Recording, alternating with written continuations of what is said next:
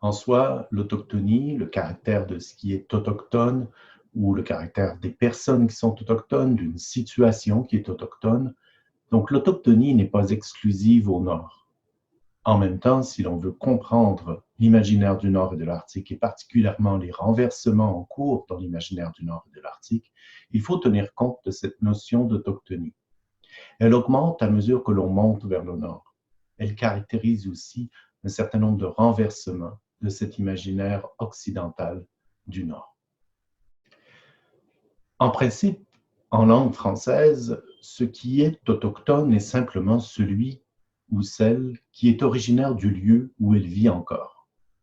Dans la pratique, on a nommé autochtone, et voyez avec une majuscule pour désigner un groupe constitué, un groupe culturel, on a nommé donc autochtone différents peuples originaires du lieu où ils vivent, mais qui ont aussi connu une période de colonialisme à la suite de l'arrivée d'un autre peuple, souvent d'un autre continent.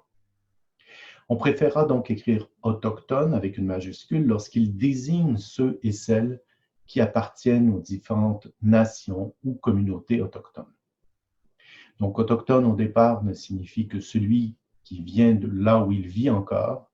Avec l'histoire, avec le temps, le terme autochtone désigne plutôt l'ensemble des peuples, des nations, des communautés qui étaient là avant l'arrivée d'un autre peuple et étaient là depuis des millénaires.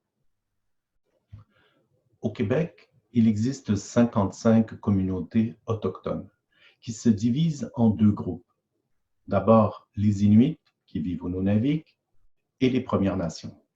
Dans le cas des Inuits, il s'agit d'un peuple qui vit à la fois au Québec, au Nunavik, mais aussi au Nunatiavut sur la côte du Labrador, au Nunavut au Canada, dans les territoires du Nord-Ouest, en Alaska, en Sibérie et au Groenland. Dans le cas des autres, on parle de Premières Nations. Donc, parmi les Premières Nations, nous avons les Cris, les Naskapi et les Inuits qui vivent au nord, et aussi les Atikamekw, les Algonquins, les Micmacs, les Hurons-Wendat, les Mohawks, les Malécites et les Abénaquis. L'ensemble de ces peuples ont été reconnus comme nations par l'Assemblée nationale du Québec. Donc, dans le discours officiel, vivent 12 nations sur le territoire québécois, l'ensemble des Inuits, des Premières Nations et les Québécois. Il y a un lien direct entre la montée vers le nord, c'est-à-dire à mesure que l'on monte dans des territoires plus nordiques, et le degré d'autochtonie. En fait, à mesure que l'on monte vers le nord, que ce soit au Québec ou ailleurs dans le monde, on sent que le territoire s'autochtonise, c'est-à-dire que la présence des autochtones devient plus manifeste, plus importante, et rendue au nord, les autochtones deviennent majoritaires. C'est un même mouvement que l'on observe en Europe du Nord, en Russie, au Canada, au Japon et aux États-Unis. Il y a donc un lien entre Nord et autochtones. Ceci étant dit, vivent ou vivaient des autochtones sur l'ensemble du continent nord-américain et bien sûr en Amérique centrale et en Amérique du Sud. Pourquoi donc on ressent aujourd'hui un principe d'autochtonisation à mesure que l'on monte vers le nord? C'est souvent la cause du colonialisme. C'est-à-dire que les peuples qui vivaient le plus au nord étaient plus ou moins dérangés par les puissances coloniales, dans tous les cas beaucoup moins que les peuples qui vivaient au sud. Donc au nord, on a permis une certaine préservation de l'identité des Premières Nations, et ce n'est pas étonnant que dans le cas des Cris qui vivent à la baie James et des Inuits qui vivent au Nunavik, on retrouve l'un des taux les plus élevés d'utilisation de leur langue, le Cri et l'Inuktitut, parmi les peuples autochtones de l'ensemble des Amériques. Donc le fait de vivre au nord les a en quelque sorte préservé des influences du colonialisme, bien qu'ils l'ont vécu, mais donc on retrouve aujourd'hui davantage d'Autochtones avec des cultures fortes au nord qu'au sud. Donc, ces Autochtones que l'on nomme aujourd'hui dans les Amériques Premières Nations, Inuits, mais aussi Métis, ils marquent avant l'arrivée des Européens ce qu'on appelle une antériorité historique qui est souvent effacée. Pensons donc aux expressions Nouveau Monde, découverte des Amériques, fondation. Ces trois expressions témoignent de début d'un nouveau temps. Alors que pour les peuples qui y vivaient, l'arrivée des Européens, bien sûr, n'était que l'un des événements de leur histoire. Donc, Toutes ces expressions témoignent d'une non-reconnaissance de cette antériorité historique de peuples qui vivaient sur le territoire et donc de la période qu'on appelle pré-colombienne. La différence des cultures autochtones par rapport aux cultures occidentales, c'est longtemps défini par le nomadisme, c'est-à-dire le fait de vivre sur un territoire sans lieu fixe, sans ville. Ce qui est vrai et pas vrai. Par exemple, les Mayas, les Aztèques avaient des villes très organisées. Mais à mesure que l'on monte vers le nord où les ressources étaient plus rares, on a affaire surtout à des peuples nomades, c'est-à-dire qui se déplacent d'un endroit à l'autre pour trouver les ressources nécessaires à leur survie. Donc, le nomadisme a certainement été l'une des grandes caractéristiques des peuples autochtones. Également, un rapport intégré avec la nature et le territoire, un rapport holiste, nous le verrons dans le cas des Inuits, c'est particulièrement important, des pratiques traditionnelles ou la pratique d'une langue ancestrale, et la plupart du temps, cette langue est non européenne. La situation politico-culturelle de l'ensemble des Autochtones pour plusieurs nations a conduit à la fin du XXe siècle, et parfois même avant, parfois un peu plus tard, mais dans tous les cas, à une prise de conscience de l'État colonial et à un mouvement de revendication. Donc, ce mouvement est variable selon les peuples. Certains préféreront de ne pas parler de post-colonialisme puisqu'ils savent qu'ils vivent encore dans le colonialisme. Mais quoi qu'il en soit, à la fin du XXe siècle, et c'est pourquoi c'est si important dans le degré d'imaginaire, des peuples se sont rébellés contre la situation qui était la leur et veulent s'affirmer en tant que nation pleine et entière.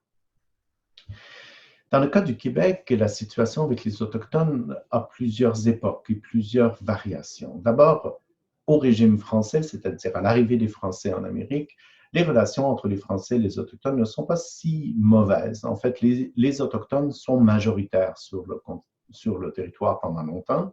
Les Français sont minoritaires, donc les Français n'ont peut-être pas le choix d'apprendre les langues autochtones pour pouvoir négocier, pour pouvoir avoir l'appui des Autochtones, et de véritables liens vont se créer entre Français et Autochtones.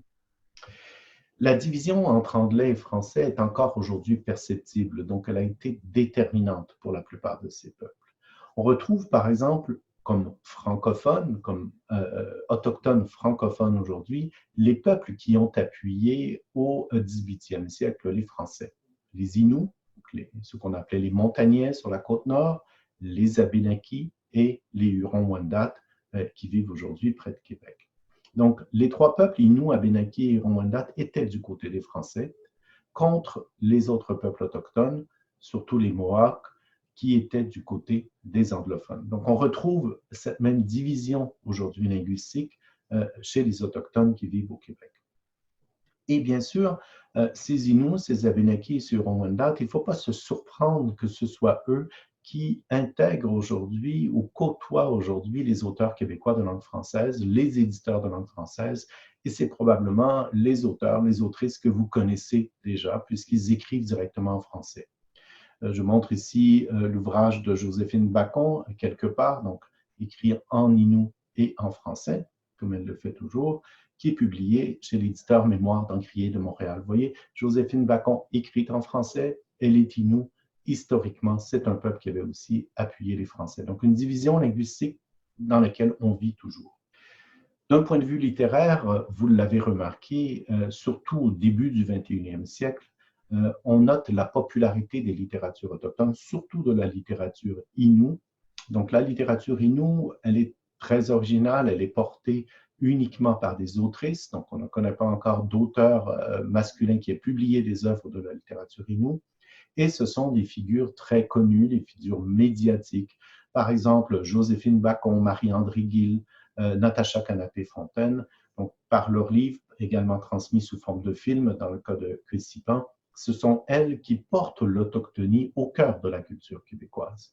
Parfois, elles se revendiquent comme Innu seulement par rapport aux Québécois, et c'est leur choix. D'autres, comme Marie-André Gill, se diront plutôt mi-québécoise, mi-Innu. Donc, un dialogue s'instaure, une représentativité s'instaure, et la popularité de ces autrices nous démontre très bien la soif qu'avait le lectorat de découvrir ces cultures autochtones qu'ils côtoient et qui font partie de ce territoire. Le succès critique fulgurant de ces femmes, donc Joséphine Bacon, Naomi Fontaine, Natacha Canapé-Fontaine surtout, a imposé en quelque sorte ces littératures autochtones au sein de l'institution littéraire québécoise, c'est-à-dire dans les critiques, dans les cours, dans les corpus que l'on lit chez les éditeurs. Donc, dans le cas des Inuits, ce sont plutôt des éditions universitaires ou de l'Institut culturel Avatak. Donc, on a deux émergences, disons, parallèles du point de vue de l'autochtonie et de la littérature au Québec. La littérature inoue portée par des autrices qui investissent le champ littéraire québécois directement et des auteurs inuits qui se font plutôt connaître par des réseaux parallèles, surtout liés à l'enseignement et à la recherche, mais qui ont une importance également considérable. Nous sommes aujourd'hui dans un processus d'autochtonisation, autochtonisation de la culture par l'arrivée de nouvelles productions, autochtonisation de l'enseignement. Il n'est plus possible de donner un cours sans cette part autochtone qui fait partie de certains des territoires dont il est question. Un processus d'autochtonisation aussi qui vient avec les changements des méthodes que l'on utilise pour concevoir la culture. Donc, c'est une période excitante au sens où il arrive quelque chose enfin après des siècles de silence, de mise sous silence, mais ce n'est pas un processus rapide, c'est un processus avec des retours en arrière et des avancées. C'est un processus fait d'illusions dans certains cas, où il y aurait beaucoup de moralité en jeu, etc. Donc, il faut vraiment attendre, être patient et rechercher des solutions dans un climat de grande instabilité intellectuelle, mais souvent, ce sont les périodes les plus riches du point de vue de la compréhension de la culture. Donc, avec l'autochtonie, on arrive vraiment à quelque chose de neuf, à quelque chose qui n'est pas simplement envisageable, mais qui en même temps, on n'a plus le choix pour comprendre la diversité de ce territoire, de poser des questions sur les principes mêmes qui gouvernent notre rapport à la culture et à l'imaginaire.